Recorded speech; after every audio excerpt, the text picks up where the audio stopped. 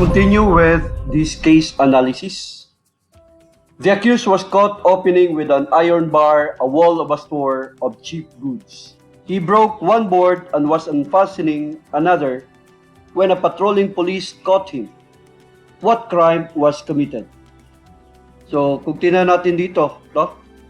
Nahuli ang taong ito na gamit niya ang iron bar, binuksan niya ang isang wall, isang dingding ng store of cheap goods.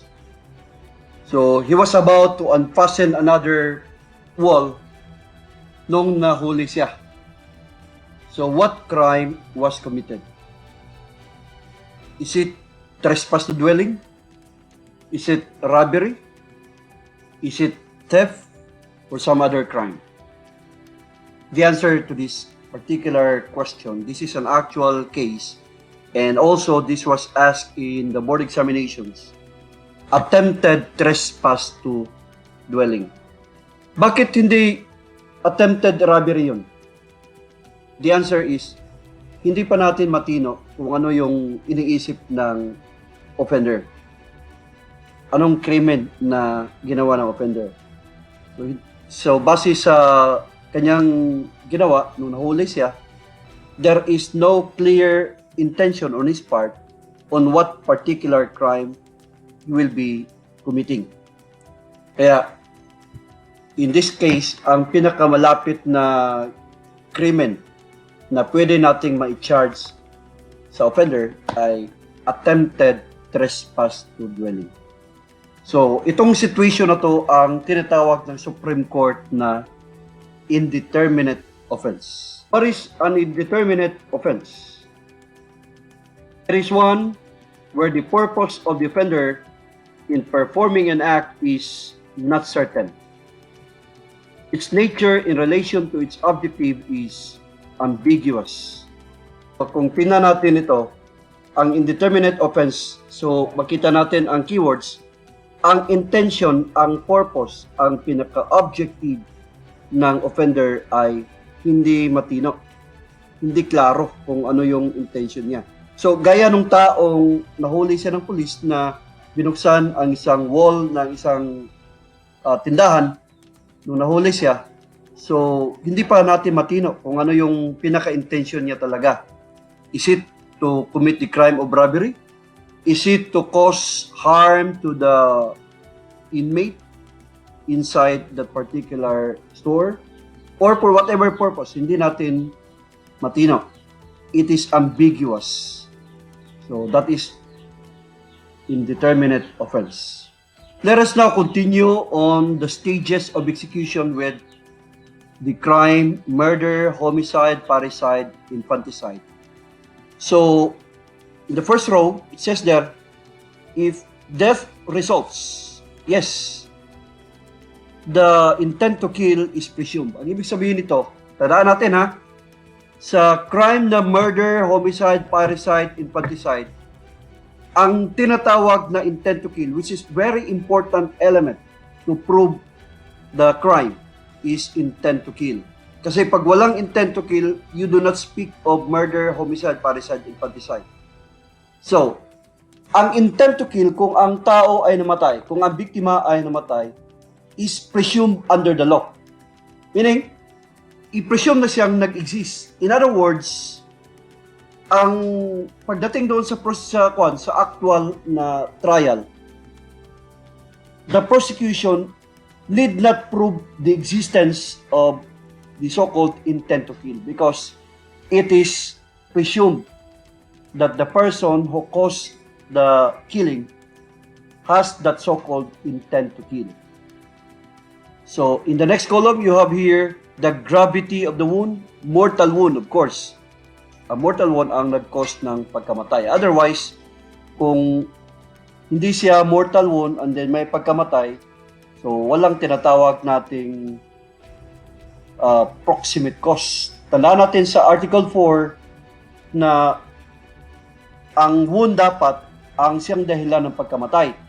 So kung may isang bagay na nag-intervene between the overt act and the death, then the offender may not be liable for the crime he committed because there is what we call as efficient intervening cause. So, malinaw na kung namatay ang biktima, therefore, there must be mortal wound. So, ang crime dito ay consummated.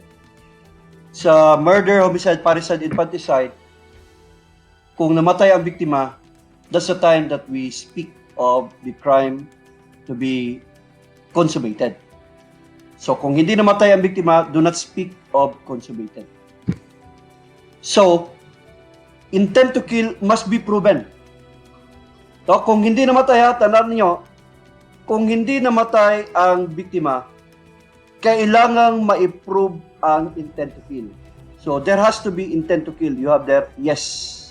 The wound is mortal, there is intent to kill. Look at the formula, prostrated. So, we have it in formula para mas madali nating maintindihan. So, if you have intent to kill plus mortal wound, intent to kill plus mortal wound equals prostrated. So, depending on what particular type of killing, whether it is murder, homicide, parricide, infanticide. We will take this the discussion, in full discussion of what murder is, what homicide, parricide, infanticide is in criminal law 2. So, sa next situation, so there is intent to kill and then non-mortal. Pag sinabing non-mortal, that is not sufficient to cause death. So, tandaan natin basta ang sugat, kahit na merong intent to kill, pero ang sugat ay hindi makapatay, not sufficient to cause death, that will only be attempted. So therefore, what differentiates prostrated from attempted murder, homicide, parricide, infanticide is the gravity of the wound. Now, there is still what we call as attempted. Even if there is no wound, kahit na walang sugat, ang meron lang ay overt act. So for example, gamit ang kanyang baril, so A fired upon B. So hindi natamaan si B, pero na-prove na merong intent to kill. Walang sugat. So, pag ma-prove ang intent to kill, that is still attempted. Therefore, you have to look of two situations for attempted MHPI. So, basta ang basic na tandaan natin, there has to be an intent to kill, and then, may wound man o wala. Kung may wound, the wound should be non-mortal. So, that is attempted. Now, I want you to differentiate that particular situation with frustrated and attempted with the serious physical injuries.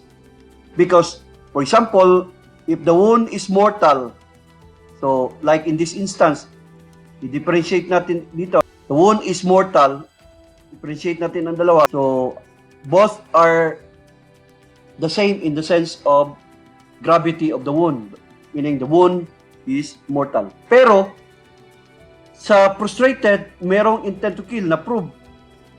Pero dito sa serious physical injuries, the intent to kill is not proven.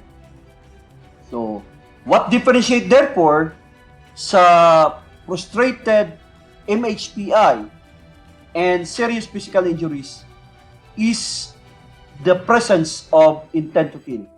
Kung may intent to kill, both are having the same gravity of the wound, that is mortal wound. If there is intent to kill, that is prostrated. If there is no intent to kill, that is serious physical injuries. Now, if the wound is not mortal, so we have here a situation that is the same with attempted. No, the same with attempted. So what differentiate attempted MHPI with less serious or slight physical injuries?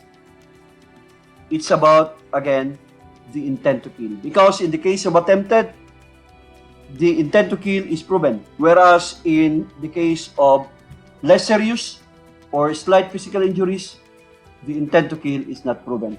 So we will discuss in more detail in criminal law 2 what differentiates the different types of physical injuries.